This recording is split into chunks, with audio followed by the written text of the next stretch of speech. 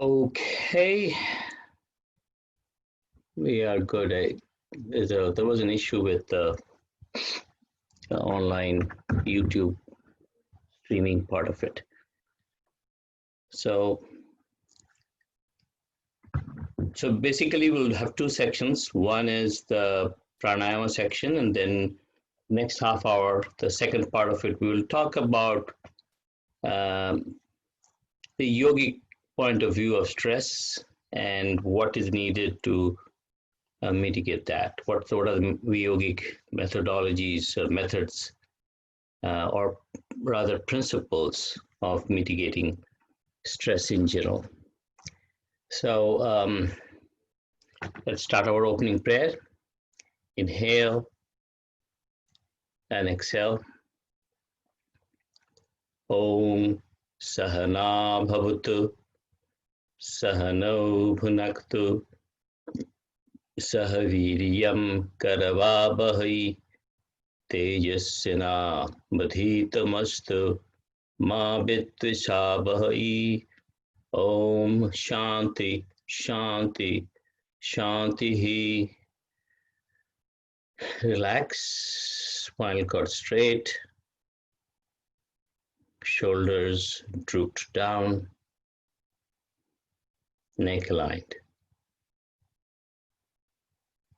So just a little bit on the meaning of this prayer is, and most general common meaning is, teacher, student, all let us work together with energy.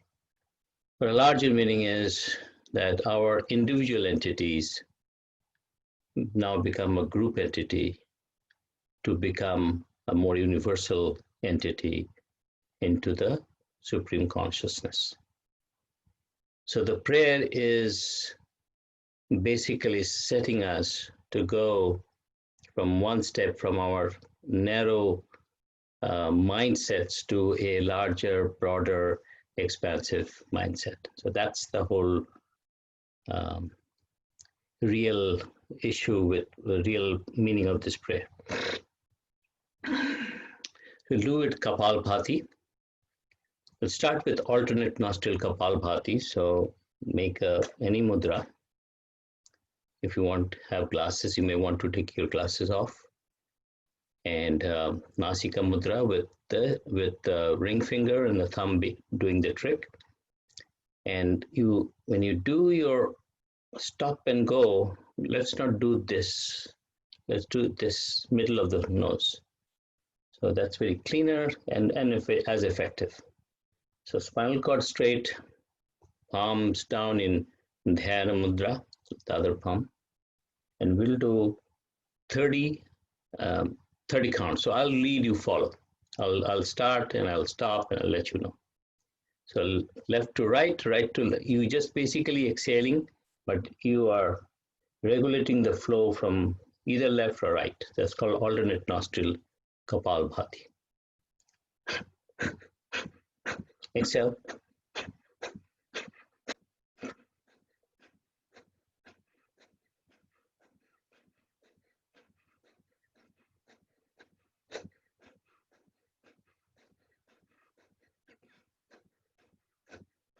Stop.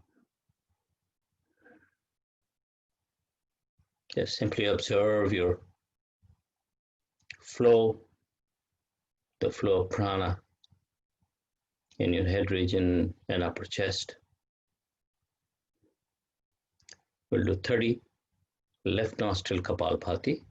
So we'll just hold the right nostril, block it with our thumb, and then you just do Kapalbhati, exhale, fast exhalation. I lead, you follow. Start.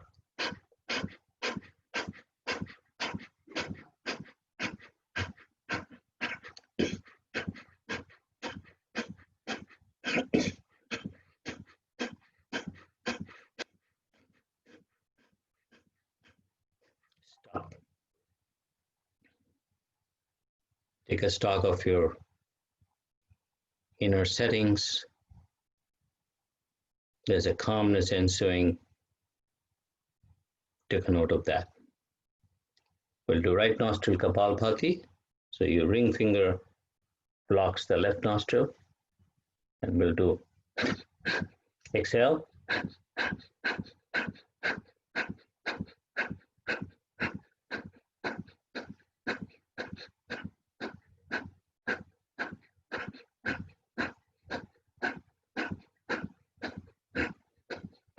And stop.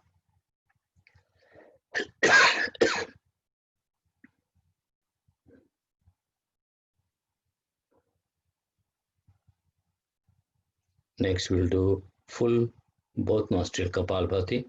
So full exhalation, we'll do 60 rounds. There's a medium pace, 60 seconds, 60 rounds, medium depth. So you don't have to push it too hard, push it in a medium fashion. So the force of exhalation is medium, not to your maximum, not to your minimum, somewhere in between. Spinal cord is straight, neck aligned, chin towards the chest, but we're not doing a glottis hold. No Jalandhar Bandha, just free flowing, but aligned. Start.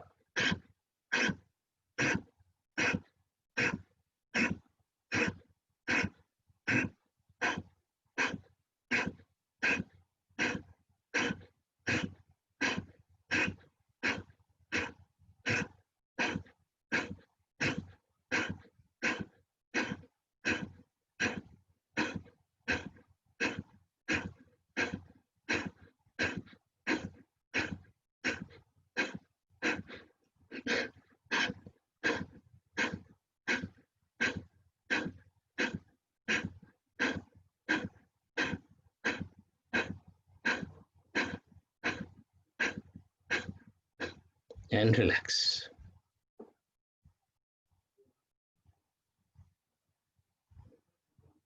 Simply observe the silence, the calmness ensuing. You almost don't feel like breathing. A state called Kevala Kumbhakam.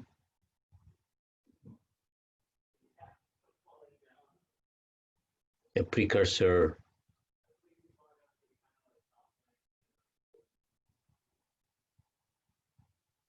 to total silence.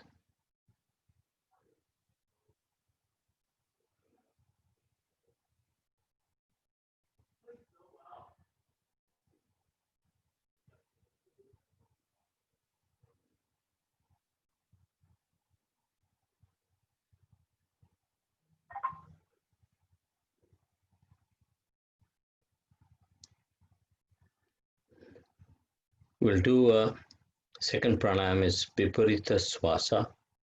It's a very uncommon practice. The Kapalbhati is a more of a lower lobe fast exhalation. This one is an upper lobe quick exhalation, shallow quick exhalation. It's quite effective there's a study going on this process at Harvard, and not only this particular one, but it is a part of a bigger protocol. So it's a very quick, fast exhalation from the nose. So you sit, spinal cord straight, head tucked up, and then you do quick exhalations and inhalations. So like in 1 second, the ideal thing is four inhalation exhalations. So head up slightly. So you're inhaling, exhaling very quickly, 4 times a second, as fast as that. And you will see as you do this, your whole body might jump up and down, and that's okay. So, but keep your spinal cord straight, head slightly tucked up, your palms casually on your thighs, and let's start.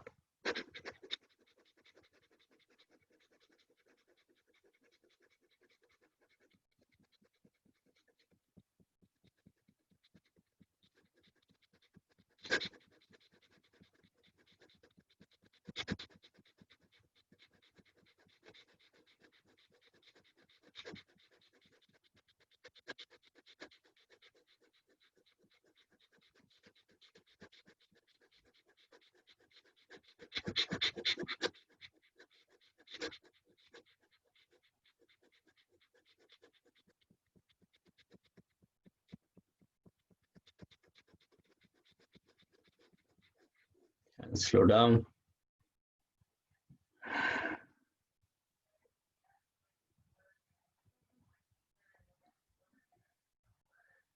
Enjoy the silence.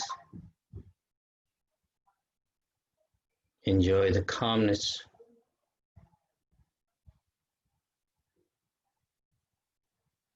Enjoy the flow of prana all over your upper body.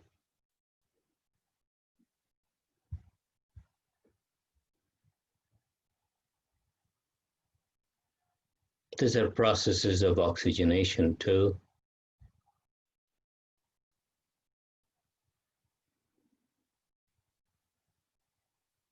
And higher oxygenation leads to the state where you don't need to breathe as much. That's the anatomical side. But there's a larger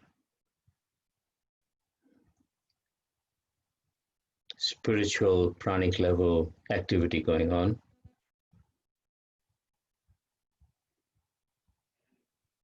Your mind is getting calmer and calmer.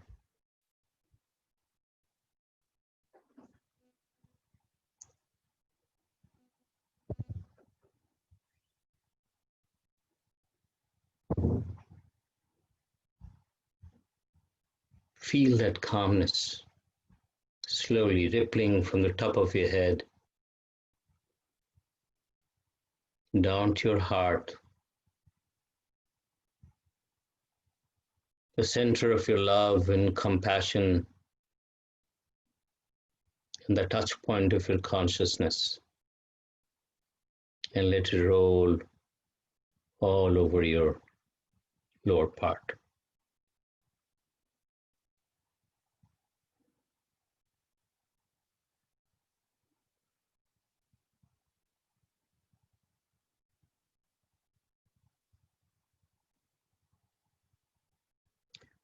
We'll do Nari Shuddhi after this, also known as Anulam Bilam.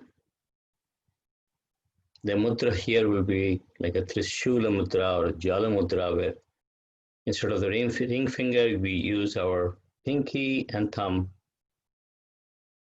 to regulate the breath. 4 in, 2 hold, 6 exhale. Left to right, right to left.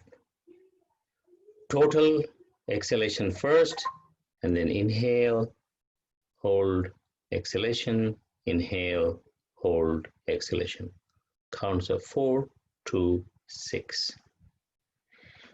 And these holds and exhalation counts can be varied depending on where you are in your practice, but we will do just 4, 2, and 6. I start, you follow, and I'll tell you when to stop. It'll be a few minutes before we stop. First, exhale everything out. Inhale left. Hold. Exhale on the other side.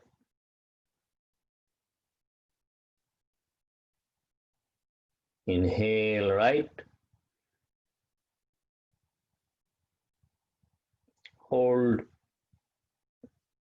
Exhale through your left. I will continue this process without any talk, so keep on doing it, and I'll give you enough indications when to end.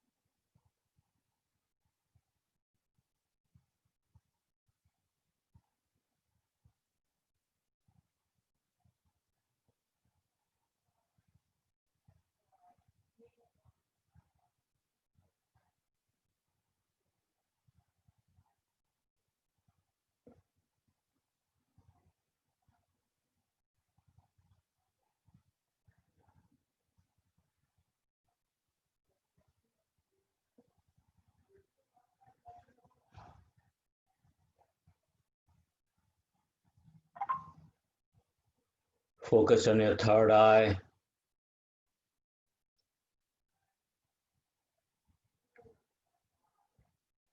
Let the breath flow seamlessly, softly, as if you are not breathing.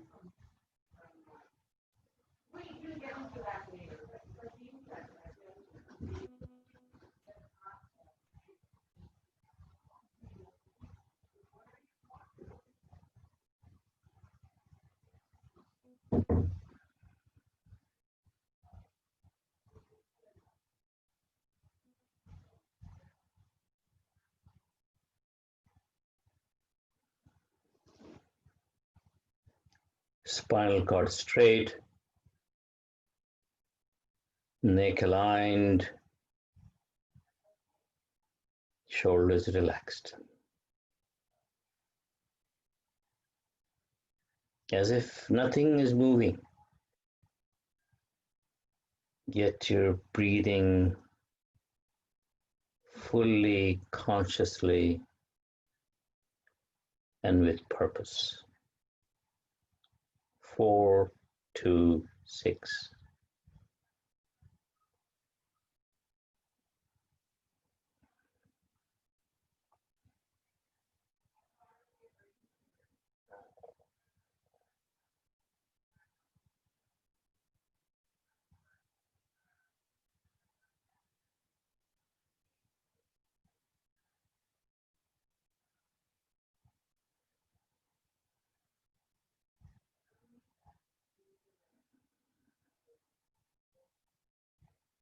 No sound, and as if no movement.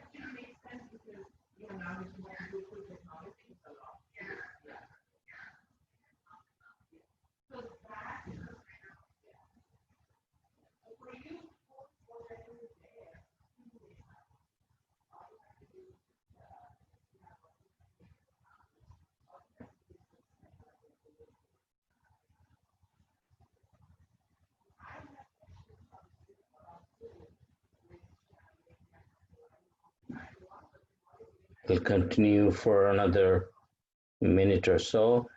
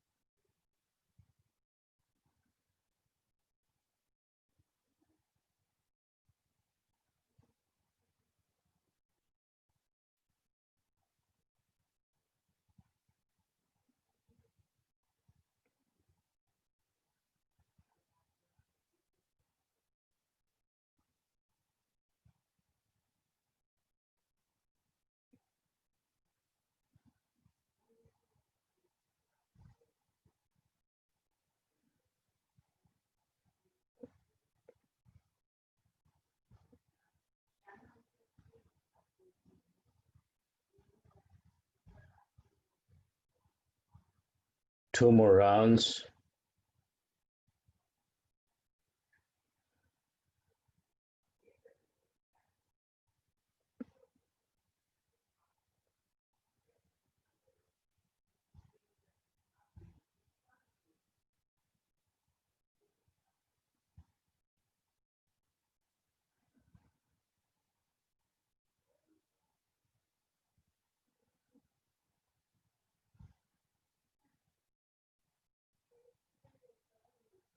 Last round.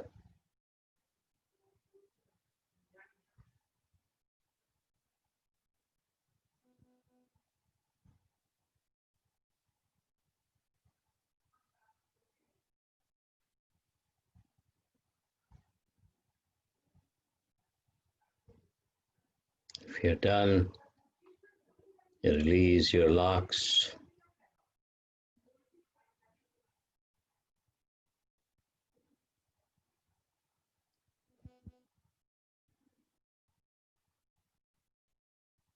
Feel the calmness in your brain, in your head region. A lot of play with prana has happened already.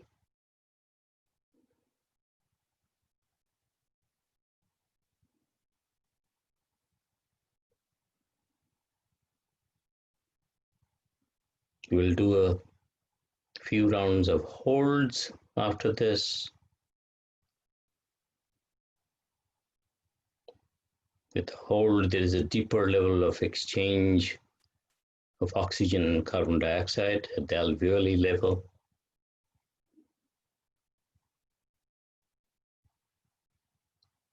In our breathing, just like oxygen is important, CO2 is also important, much less known fact. The balance of O2 and CO2 is the essence of our being. That's why in pranayama, there's a lot of hold techniques, and it has to be done right. Otherwise, we may do not want to have a higher level of CO2 than what is needed. So the balance has to be created. So let's do a couple of long, deep breaths. Inhale and exhale. Inhale and exhale. Inhale deeply and exhale completely.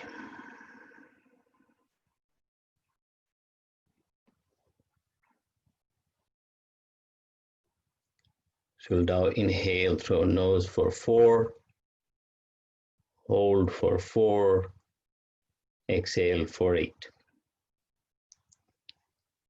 And then we'll vary that a little bit. Inhale, 4, hold, 1, 2, 3, 4, exhale, 1, 2, 3, 4, 5, 6, 7, 8. Continue this for like 10 rounds. Inhale, hold, exhale,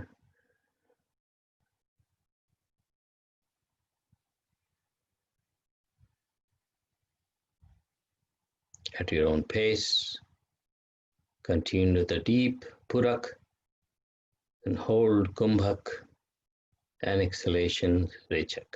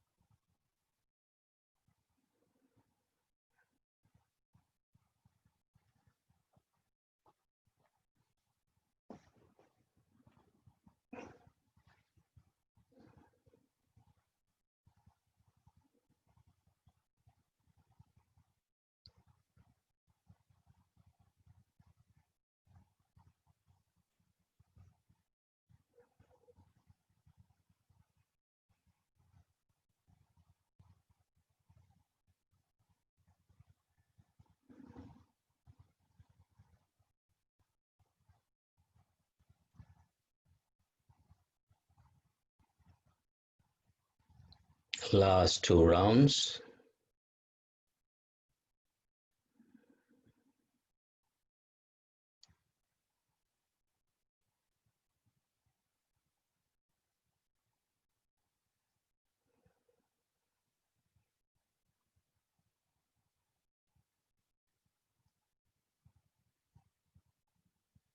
And relax.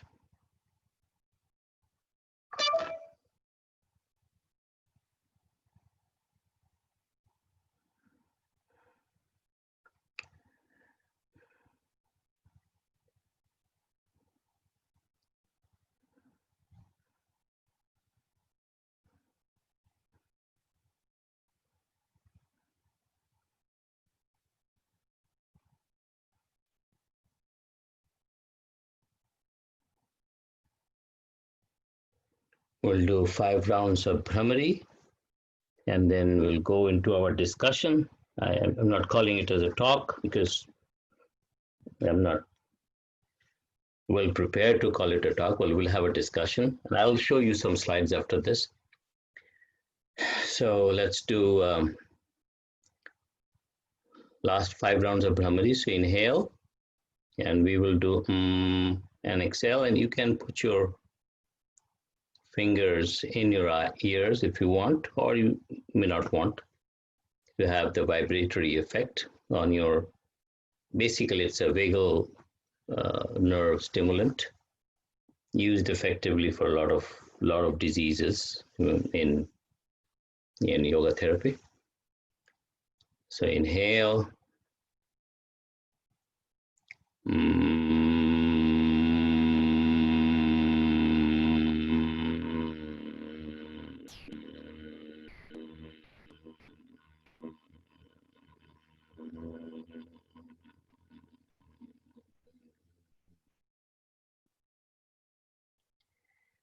Inhale.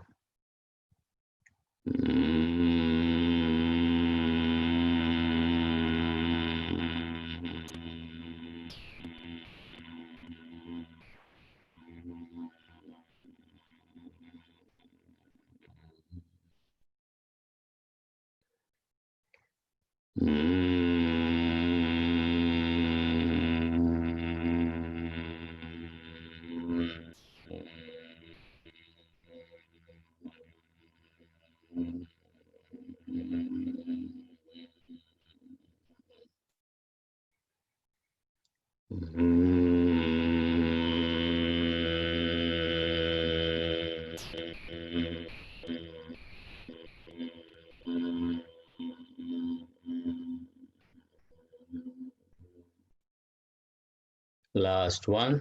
Inhale deeply.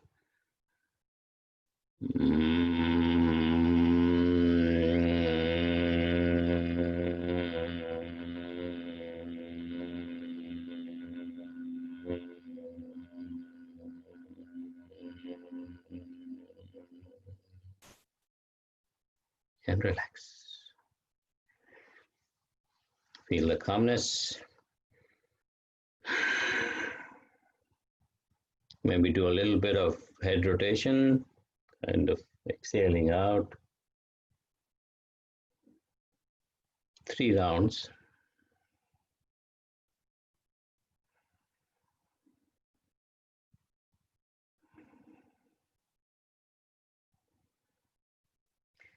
So I'm going to go into our little discussion. And I have a few slides hopefully I can share with you guys. And so let me share that first to see if it all works, the technology.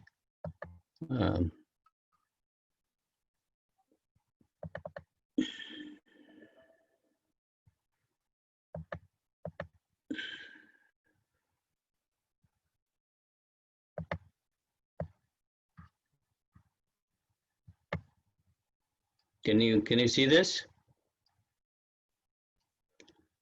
Yes, okay, good. Yeah, we can see it. Okay, wonderful, wonderful. So, so this is a kind of hastily put thing. It's an actually old couple of slides. So basically, there are several techniques, and I'm not going to go into the deep discussion of what is anxiety and what is neurosis and what is depression. But broadly speaking, we have these two spectrum, where we have neurosis and psychosis.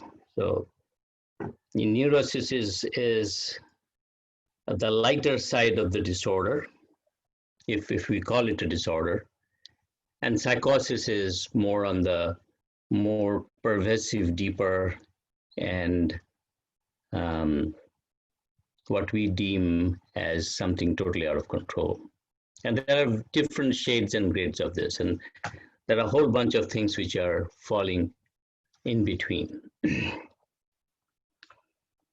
For a given example, a mild depression will be under neurosis, whereas a schizophrenia would be falling under neurosis, a psychosis.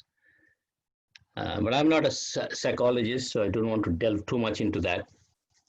I'm looking at this from a yogic perspective, how we look at the mind and how yoga wants to approach this issue of mental perturbations. Basically, it's a perturbation of the mind. As you know, the ultimate state of yoga is where our individual entities dissolve into a much broader entity, the cosmic consciousness, to say, or Anandamaya Kosha. We have 5 layers of existence: the physical layer, Annamaya Kosha, the pranic layer, which is the breath layer, the Manamaya Kosha, or the mind layer, and then we have the intellect, Vijnanamaya Kosha, or intellect, level of intellect. And then the 5th layer, or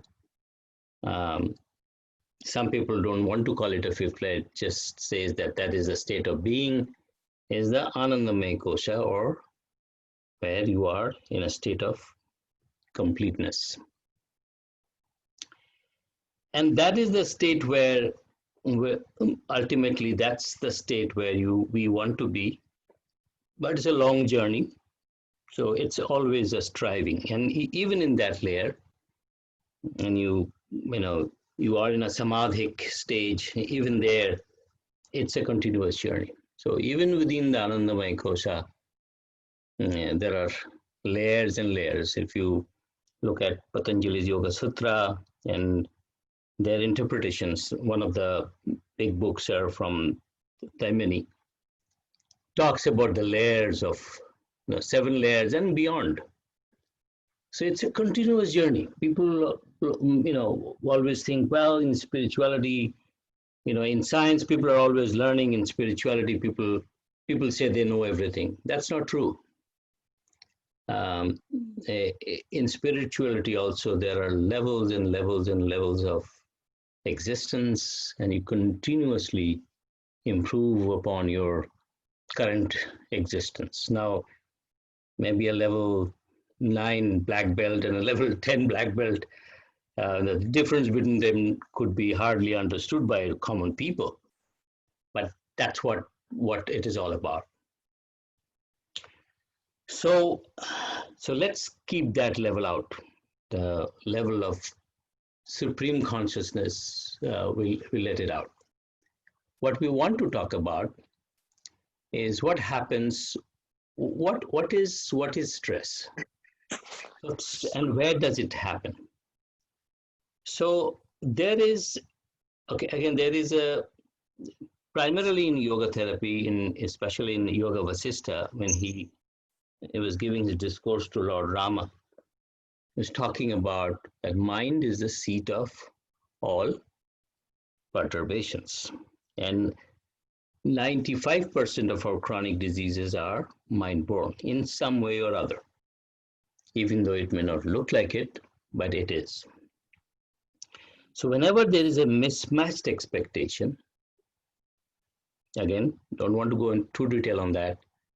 There is a perturbation in the mind, and that perturbation means when you are not in equanimity, you are in a state of flux, and that flux is percolated downwards through the breath and into the body.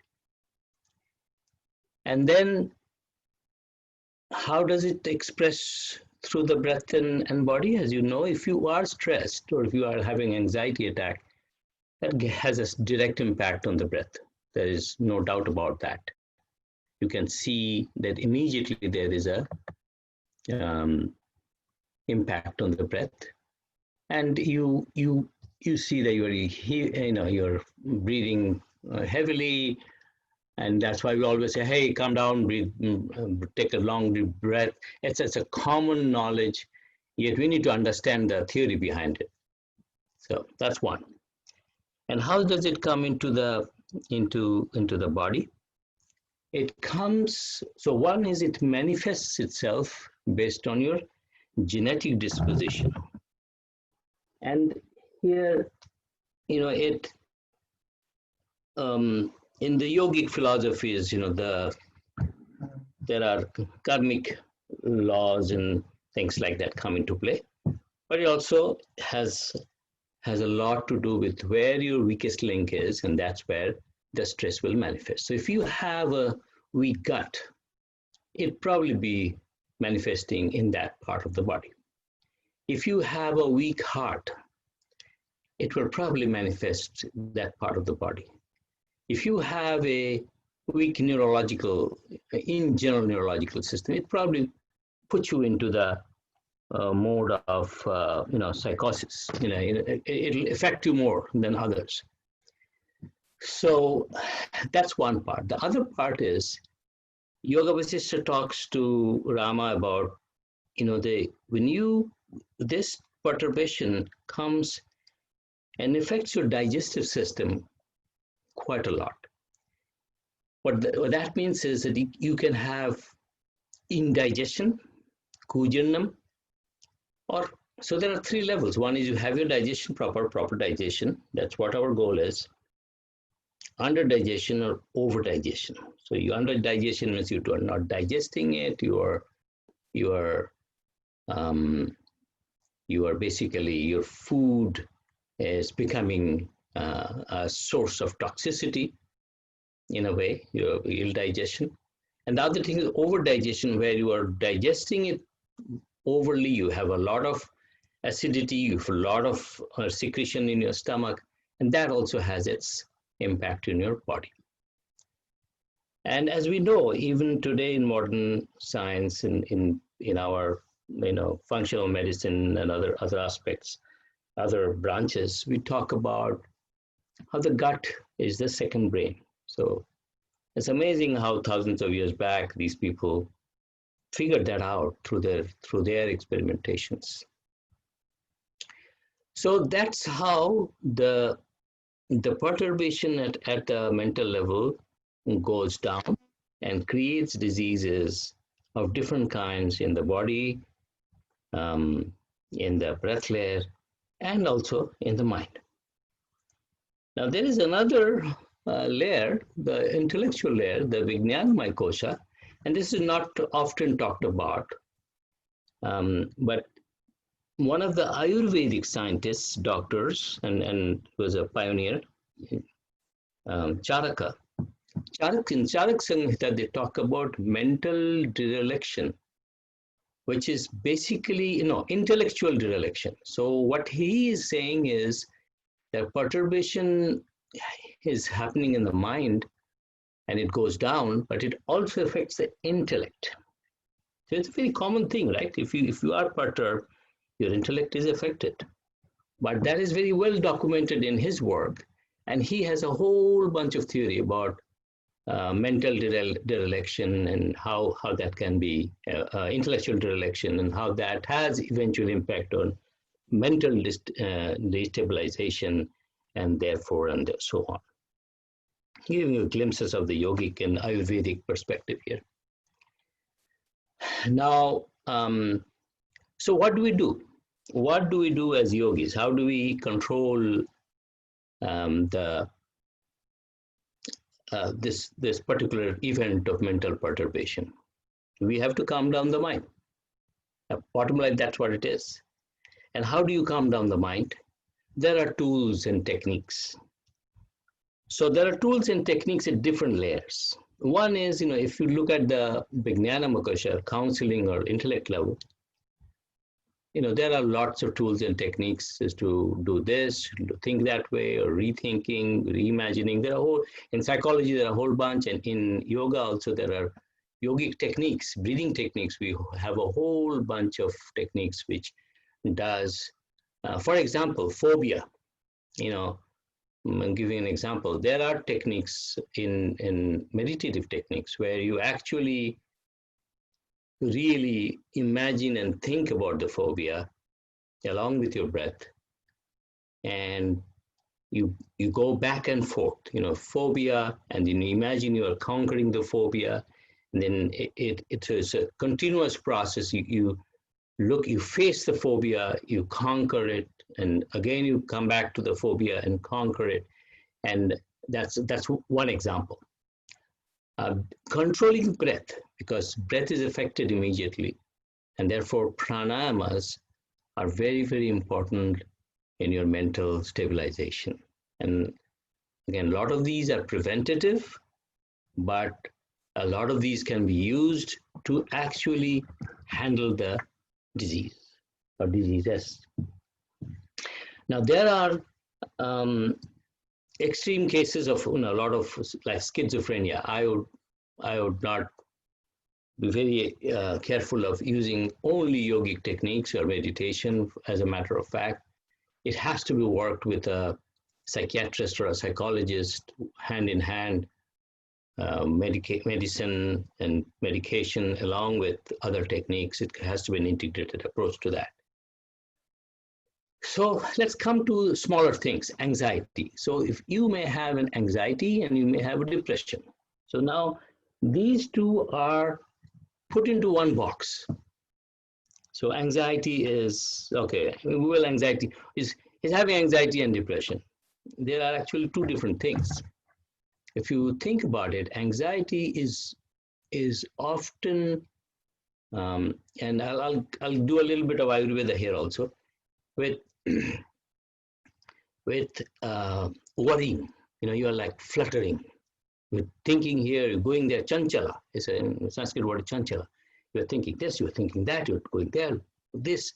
You can just go for a walk and then come back, and so you are like out of control, like air, vata. Your vata is vitiated. And what is that in terms of sattva, raja, tamas? We all in the yogic system we use three gunas, rajas, sattva, tamas, and they are like a rajas. You are excited. So the technique for yoga for anxiety and worrying is to calm yourself down. So calming yourself down means you do techniques, some of the breathing techniques, and you also have some asanas, which will basically eventually calm yourself down. It will increase your sympathetic, parasympathetic tone.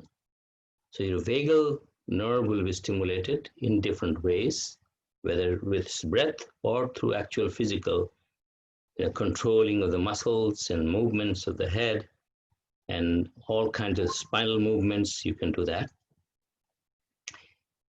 Or there's another part to this. See, if you have a horse which is uncontrolled and you're trying to control the horse, sometimes you have to run with the horse and then slowly take control of that.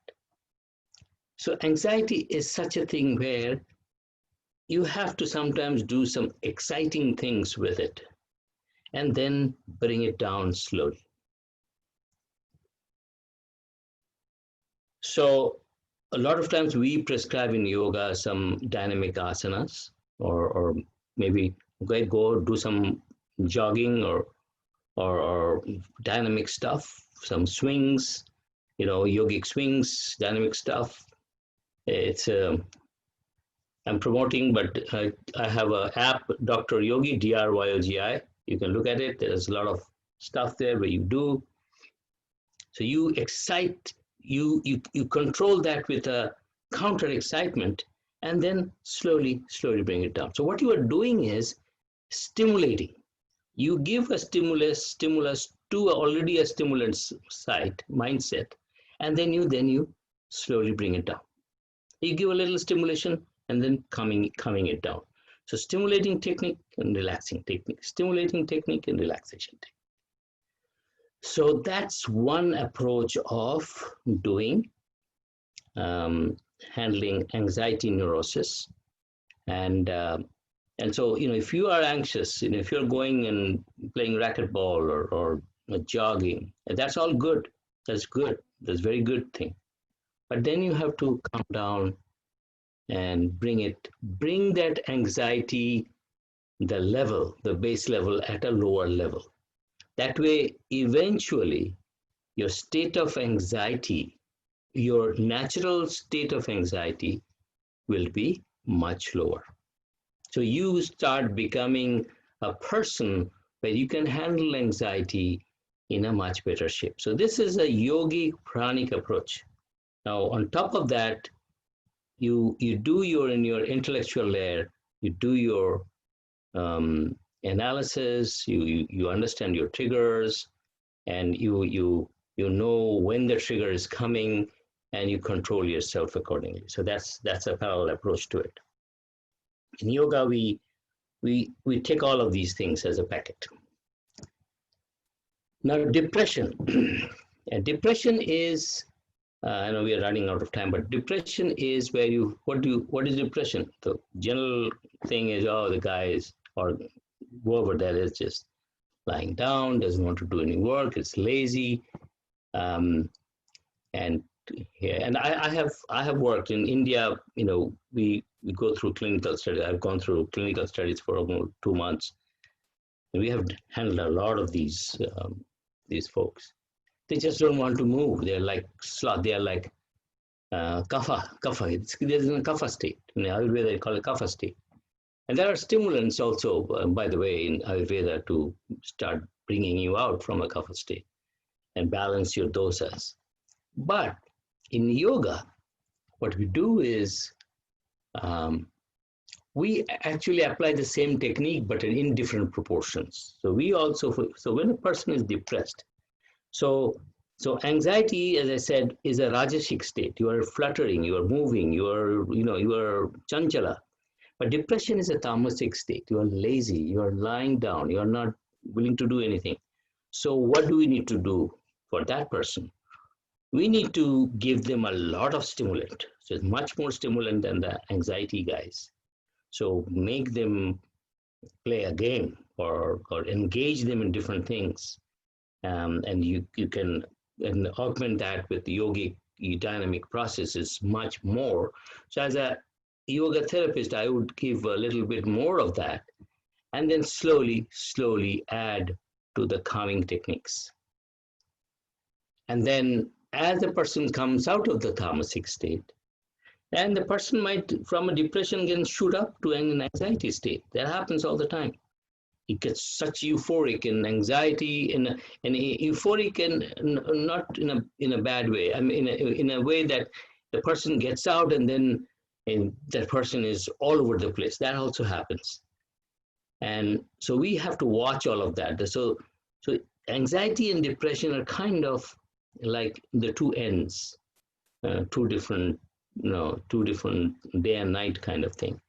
But the treatment is very similar, yogic treatment, with the caveat that in depression, probably the stimulant needed is more so that he comes from the tamasic state and maybe overshoot into the rajasic state, but then we come down back into a very sattvic state. So that's the whole theory of stress management, and there are several techniques. A lot of the techniques like transcendental meditation is a good technique, vipassana is a good technique, um, cyclic meditation is a good technique, mind sound resonance is a good technique.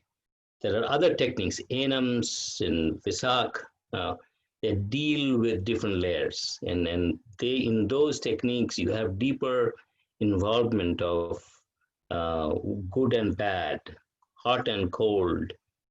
You imagine those situations and mentally deal with those. And those are very powerful techniques that can be applied to bring a person to a normal state, whatever that means. Now, I will go quickly on this, on these slides, because we are running out of time. So these are, I could go into some of the neurotic state and the organic state, the chemical neurotransmitters, but let's not do that too much. So basically, there is a small section which are of the people who are in the neurotic state, and then there's a huge amount of people who are normal, and the stable, meaning they move back and forth, and stable are those people who are always in the sattvic state and in a better position. The depression, mania, depression, bipolar. So there are a lot of mood disorders. Okay, so one of the things that it's important, and it's from Bhagavad Gita, how attachment and anger can lead to destruction, and it's very parallels to modern psychology. So it's I think chapter 2, 42, 43, 40, 43, 44, 2, 3 slokas are there, which talks about how disturbed awareness can lead into total decontrolling and loss of memory, and eventually mental destruction, or in a bad state. So it can go into the deeper neurotic state and psychotic state if that happens. So let me go, and these are different hormones and neurotransmitters. Some of them are good hormones, some of them are bad hormones. And let me go to the yogic discussion. So quickly, a thought. And then again, there are a lot of theories on this. There are different thinking. A mind is kind of one single thought. Is, if you look at it, if you kind of look at it in a very physical, in a physics manner, one thought is one unit of the mind. A mind is full of thoughts. A mind is a conglomeration of thoughts. Though there is the definition of chitta, manaha, and equating with mind, a lot of spiritual masters will not agree with it, because they think that there are portions of chitta which are beyond the thought. So we're not going to get into that. There are a lot of theological and not only the yogic discussions on that. So let us presume that we think that a thought is one unit of mind. And the purpose of yoga is to gain mastery over thoughts. There's a whole bunch of thoughts going on, and then we are trying to have a mastery of thoughts. And there are centers in the brain doing different things. For example, the precaudal frontex, the front of the brain, are used to do vichara, or analysis, or distinction between good and bad. But overall, the unit of mind is a thought. One thought is the unit of that mind. And then let me go beyond this. So mind is random, okay, and therefore, so, and this slide is a very loaded slide. It can be interpreted in different ways, and I'm not going to go too deep into that. There's intellect, there's memory, there's ego. All of that comes to play in its infinite combinations.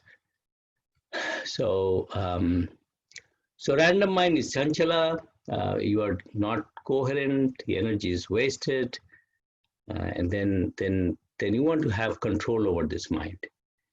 And the first thing is chanchala to ekagrata. So you start techniques to concentrate or channelize your energy. We all are doing this through our education system or what have you, to focus and concentrate. And concentration is very important. This is like analyzing and cutting things into pieces, and understanding how they all work. Though, according to yogic theory, the what is always unknown. I mean, if you cut a flower, you can know all the information about its cells, its structures, but will you really know what a flower is? So that's the point. And chanchala is multiple. So let's think about it like this: multiple subjects, multiple thoughts. That's like a chanchala. You cannot. You're all over the place. Then in ekagrata, which is intellect-driven, your vichara, you are forcing yourself. You are having, okay, now you can have one subject, but there are multiple thoughts within that. And dharana, which is one of the limbs of Patanjali Yoga, is where you have a single thought. And here also you are forcing yourself in a way to get that one subject and one thought at a time. Now, what is dhyana? Quickly, we're running out of time. So this is laser focus versus normal. I see this is an example of what the dharana is Arjuna and the third eye and the bird's eye, how he focused, laser focused on that and got it done, for those who know the story. And dhyana, so dhyana is the next state, which is where it's a single thought, it's slow, it's aware, it's effortless. So when you are in dhyana, you are in single subject, single thought, but there is no effort. It's all done. You are there. So it's hugely parasympathetic. As you know, when you have an effort, flight or fight, you are in a sympathetic mode. And then when you go into parasympathetic mode, it's the eat and digest, it's the calming aspect of it. That's why dhyana, the state of dhyana, is so calming, so expansive, so effortless, and so hugely beneficial for your neuromuscular and overall wholeness. So basically 3 levels we have: antaranga yoga or internal yoga, dharana, dhyana, and samadhi. And in samadhi, it's your jump within, and it's like a big bang jump, quantum leap, and so on and so forth. It's a huge subject. So basically what we are talking about is to get rid of stress management. We are moving ourselves from a gross physical to the Annamaya Kosha, to a blissful state. If you are happy all the time internally, you are more efficient, you are more physically, mentally stable. Your hormones are, of course, the right hormones, the serotonin and dopamines are helping you in a lot of ways. Otherwise, you have a lot of stress hormones, including cholesterol and things of that sort. And cholesterol development, they're all linked together. So we want to be in that state, and there are a whole bunch of techniques which bring you from that chanchala state to more dhyana state and shift you from the sympathetic mode of acting to a more parasympathetic mode of action, where you're active, but you're also very inactive. In a way, you are very calm and stable. That's why it's called action in inaction. So you can do the same thing in a calm manner. You can do the same thing in a very excited manner. You can, but you will burn out. That's the difference. That's why a lot of people who are hugely successful gets burnt out. And there are a lot of people who are hugely successful, stabilizes and then goes on. And that's where the trick lies. How you manage your stress and beyond. It's just not simple stress management. It's a management of your whole mental health, your thoughts, your inner shifts that you have, managing this with all these tools that we have. I think that's it for my little spill on that. It was rushed, but maybe we'll have another longer session one of these days. There's a lot of studies on depression, anxiety. I can quote and I can bring those in if needed, and how they have did different parameter-driven studies, cohort studies, and how yoga, parts of yoga, has helped in depression and anxiety and other mental disturbances. So let me stop here, stop the share, and maybe if you have any little questions, we can, any comments. We don't want to go into a long discussion, but any comments, or you want to see something more later on, we can work on it. Okay. See, there are some chats. Let me hear. Thank you very much. Thank you. Thanks a lot. Okay, I'm getting out.